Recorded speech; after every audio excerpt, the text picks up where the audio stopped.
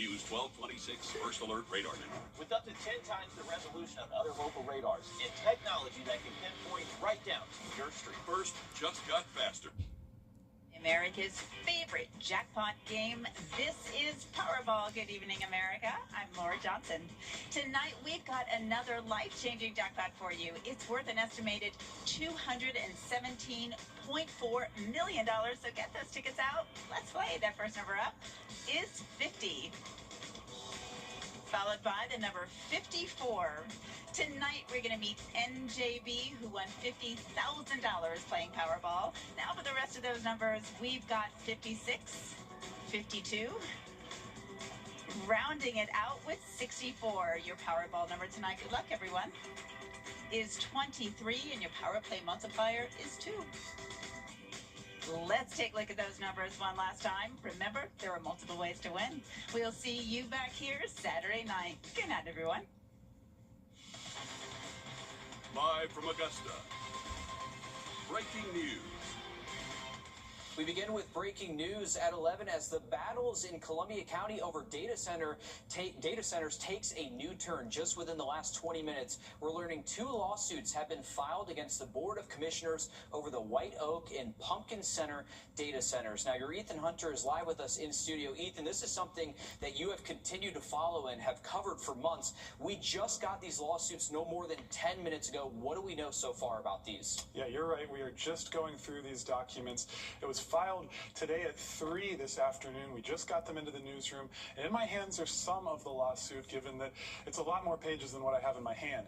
This is all in reference to the 2 data center projects in Appling near I-20's exit 183 that were approved by the Columbia County Board of Commissioners earlier this month. The suits filed by Gregory Guido Jr. references both claims the county approved rezoning without verified water usage or sewer capacity analysis, as well as 15 other issues across both projects that were approved. An outdated traffic study, incomplete noise study, and missing environmental impact studies are some of the other claims made by this petitioner.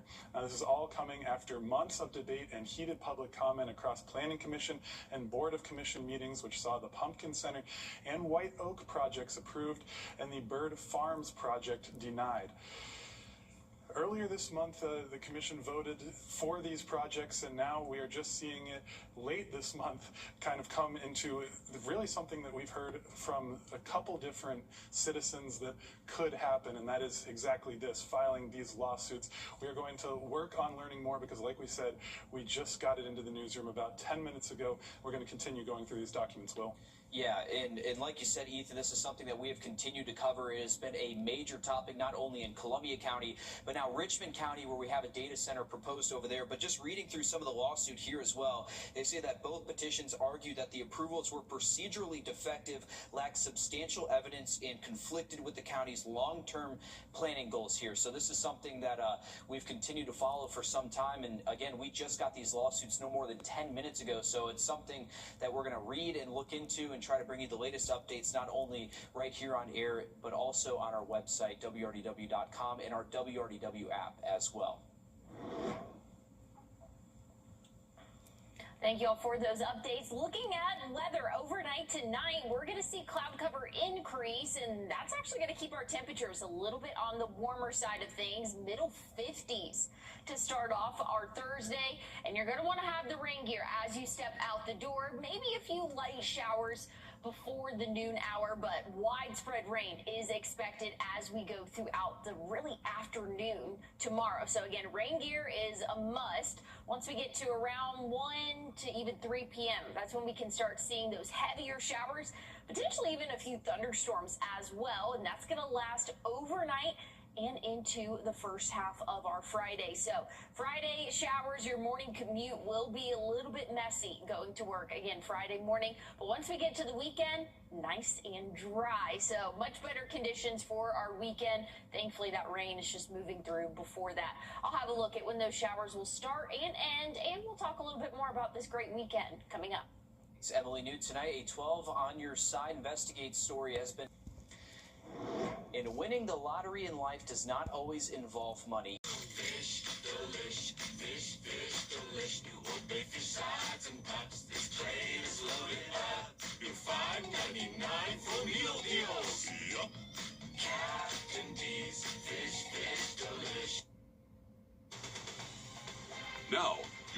First Alert Weather with meteorologist Emily Acton. Well, we are tracking dry conditions overnight tonight. Now, that's going to be a different story as we go throughout the start of our day tomorrow. Temperatures will be well into the 50s, so a mild start. Probably still going to want a jacket, though. Make sure you have the rain gear as we are tracking a front that will be pushing through, and with that means breezy conditions throughout the day. Starting around 8 a.m., we could see wind gusts up to 30 and then getting up to 35 mile per hour wind gusts for our afternoon. So not only are we dodging showers, we've got to deal with some breezy conditions as well. Here's what the radar is going to look like starting tomorrow morning. Again, an isolated shower possible, but that main batch of heavy rain, that's going to hold off until we get later on into the afternoon. Here's around 2:30.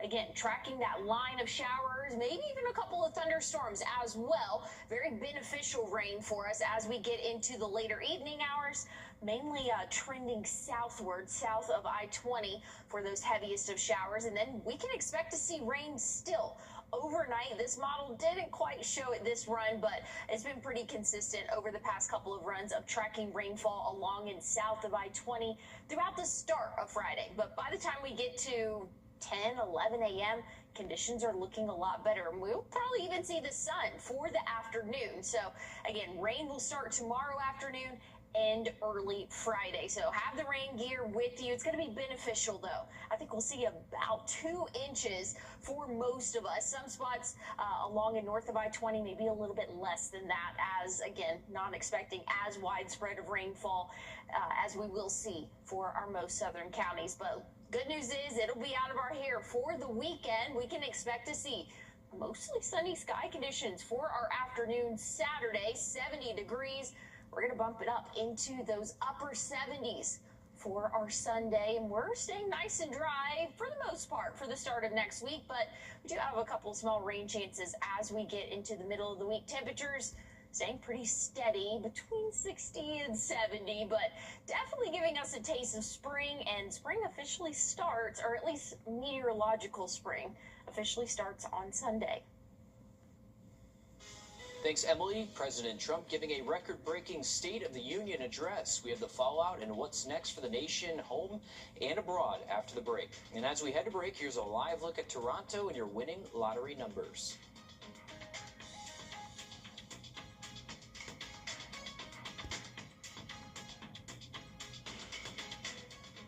Aging Untold, premiering March 2nd at 2 p.m. on News 26.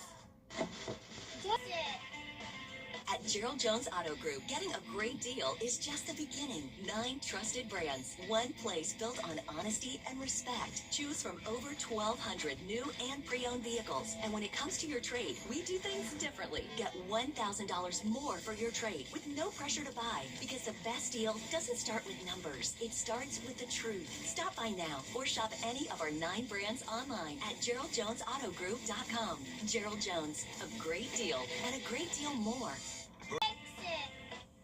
First Alert Radar, powered by Jim Hudson Automotive Group. On your sideline. Sponsored by Chandler Law Firm. Well, girls kicked off the GHSA basketball playoffs Tuesday night. Boys, the floor is now yours. Had to do a little eeny, meeny, miny, mo action since everybody was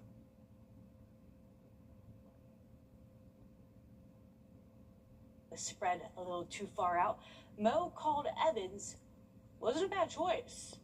Evans' basketball has been hotter than the inside of a pizza roll this season. Best thing about them, they don't cool off quick. Jackson County buries a triple at the 1-minute mark for the go-ahead at 57-54. Anything you can do, I can do better. Kid Songs did it best. Kid and Mooring put it to the test. Sweatband mode on. Hug me, brother, why don't ya? Because we're going to the very second. 27 seconds left on the clock. Evan Butler, wide open spaces. Go ahead and take him to chicken fingers. Evans is moving on. That's a big team win right there. Had a couple guys sick, a couple guys got hurt, and I tell you what, those guys that came in, they got their opportunity, they took full advantage of it. I'm just super proud. So. Friday at Evans. Hancock entered as the 1 seed.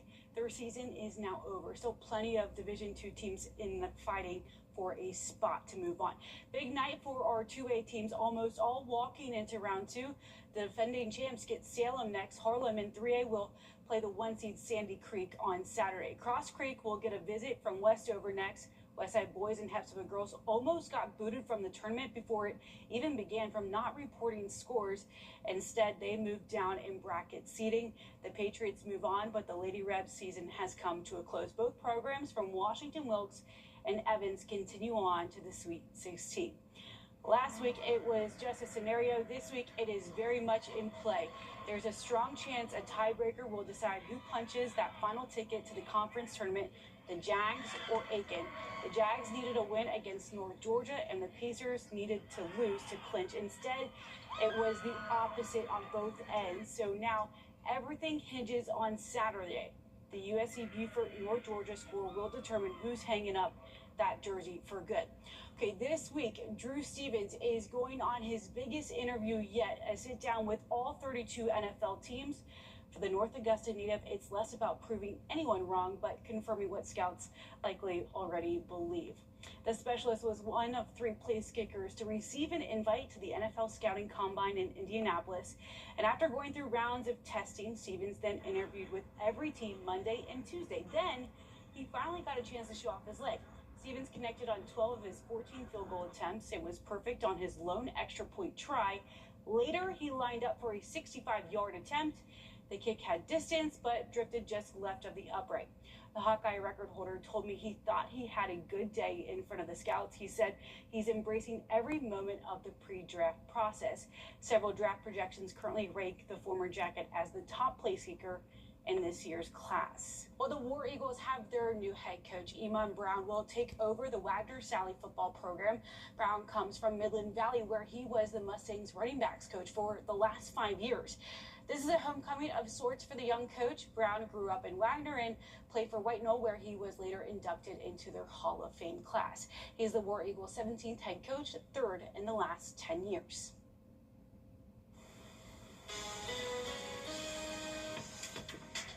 Well, looking at your what to wear forecast, do not forget the rain gear tomorrow. Might not be wet as you step out the door, but by the afternoon, you'll be happy that you packed the umbrella. I'll have a look at the next 7 days coming up. Time and Temp, sponsored by Riverside Heating and Air.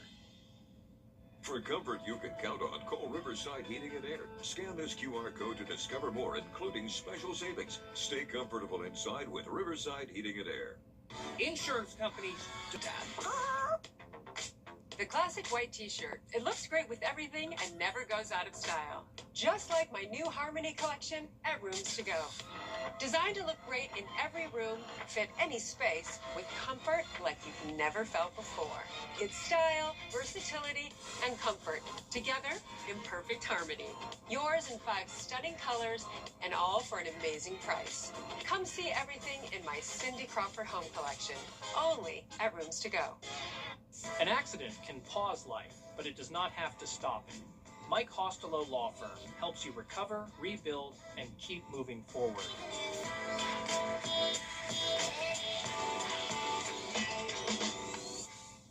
Here's a look at the next 7 days. Overnight tonight, staying relatively warm, middle 50s for us. We'll see the upper 60s tomorrow, but tracking rain chances after the noon hour really starting to increase.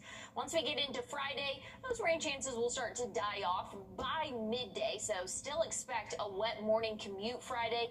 Once we get into the weekend, though, plenty of sunshine in store. We're warming up to 70 degrees Saturday afternoon, 76 Sunday. Beautiful weekend in store. And then once we get into the work week next week, temperatures will fluctuate between 60 and 70 degrees, but we're not really tracking much of a rain chance until we get into the middle of the week. Those overnight lows will dip into the 40s starting Sunday morning. Thanks, Emily. That's all the time we have for News 12 at 11 o'clock. If you're up early, morning show starts at 4:30.